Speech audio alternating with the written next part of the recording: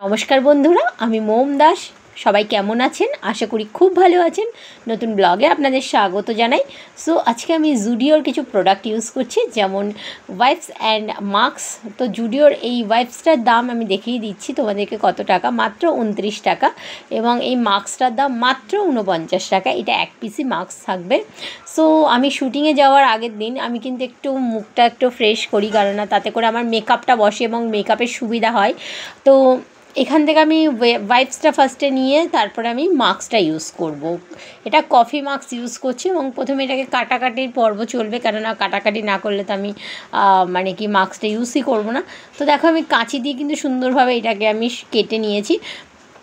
এবার ওয়াইপসটাকে তুলে নেওয়ার পালা, ওয়াইপসটা বের করার পালা। ভালো করে আঠাটা এত সুন্দর করে লাগানো আছে যেখানে আঠাটা খুব সহজে যাবে না। তো ওয়াইপসটা এখান থেকে, এটা তোমরা না, ওয়াইপসটা আমি ভুল করে একটা গোটা নিয়েছি। তোমরা ওয়াইপসটা চাইলে দুটুকরো করেই ইউজ করো, কারণ দুটুকরো না করলে এটা অনেকটা বড় ওয়াইপস। আমার মতে দুটুকরো করে ইউজ করাটাই ভালো এই ওয়াইপসগুলো। তো এটা দিয়ে ভালো করে মুখটা মুছে নেবো, কারণ আমি স্নান করেছি। স্নান করার পরে আমি কিন্তু মুখটা মুছছি, তো দরকার নেই স্নান করার পরে মুখটা মোছা। তাও আমি ক্লিন করে নিচ্ছি মুখটাকে ভালো করে ওয়াইপস দিয়ে, গলা ঘাড় সবগুলো একসঙ্গে ক্লিন করে নিচ্ছি, যাতে করে কি আমার যাতে প্রবলেম না হয়, নোংরাগুলো যেন উঠে আসে। স্নানের পরে যদিও নোংরাটা থাকে না, তবুও আমি দেখলাম যে না করে নেওয়াটা একবার ভালো। তো ঠিক আছে, একবার ওয়াইপস দিয়ে ভালো করে কান গাল ভালো করে নোংরাগুলো, চোখের কোণায় আমাদের নোংরাগুলো জমে থাকে এবং চোখের তলায় থাকে অনেকটা, তাও কিছুটা উঠে আসছিলো হালকা মতো। তো যাই হোক, আমি এই যে মাস্কটা দেখো এখানে কাগজের মতো আছে র্যাপার দেওয়া।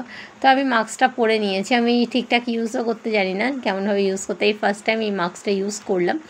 তো এই মাস্কটা দেওয়ার পরে আমি কিন্তু 15 মিনিট থেকে 20 মিনিট বলেছিল, আমি পুরো 15 মিনিট অবধি রেখে দিয়েছিলাম।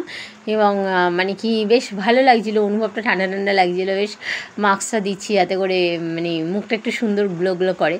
তো যাই হোক, আমি একটু সাজতে ভালোবাসি এবং মেয়েরা প্রত্যেকেই সাজতে ভালোবাসে। এবং চোখটা দেখে নেবে, চোখ নাক এবং ঠোঁটটা দেখে নেবে, দেখে নিয়ে তারপর তোমরা ইউজ করবে, কারণ চোখটা তো খুব সেন্সিটিভ জায়গা, নাকটাও সাংঘাতিক জায়গা, কারণ নিঃশ্বাসের ব্যাপার থাকে। ঠোঁটের কাজটা না দেওয়াটাই ভালো।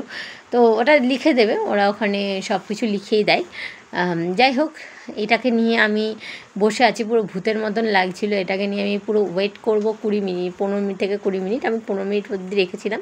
এবার 15 মিনিট পরে দেখবো যে এটা কী কাজ করছে না করছে। সো আমি যা দেখছিলাম যে খুব ভালো মাস্কটা। তোমরা যারা যারা আমার পেজ থেকে দেখছো মোম দাস, অবশ্যই ফলো করে দিও। আর যারা ইউটিউব থেকে দেখছো মোম দাস, অবশ্যই সাবস্ক্রাইব করে দিও চ্যানেলটা। যদি ভালো লাগে ভিডিওটা লাইক কমেন্ট শেয়ার করতে একদম ভুলো না, নতুন নতুন ব্লগ পাওয়ার জন্য। সো গাইস, এটা কমপ্লিট হয়ে এসছে প্রায়।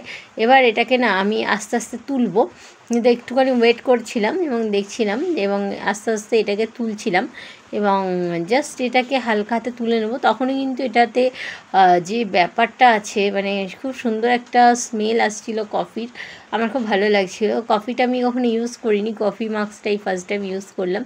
তো দেখলাম স্ক্রিনটা অনেকটা চেঞ্জ লাগছে, যদিও স্নানের পরে স্ক্রিনটা ভালো লাগে, তবুও স্ক্রিনটা দেখলাম, এটা ফেশিয়ালটা মাস্কটা দেওয়ার পরে স্ক্রিনটা খুব ভালো লাগে। যদি গাইস ভালো লেগে থাকে ভিডিওটা শেয়ার করো। টাটা।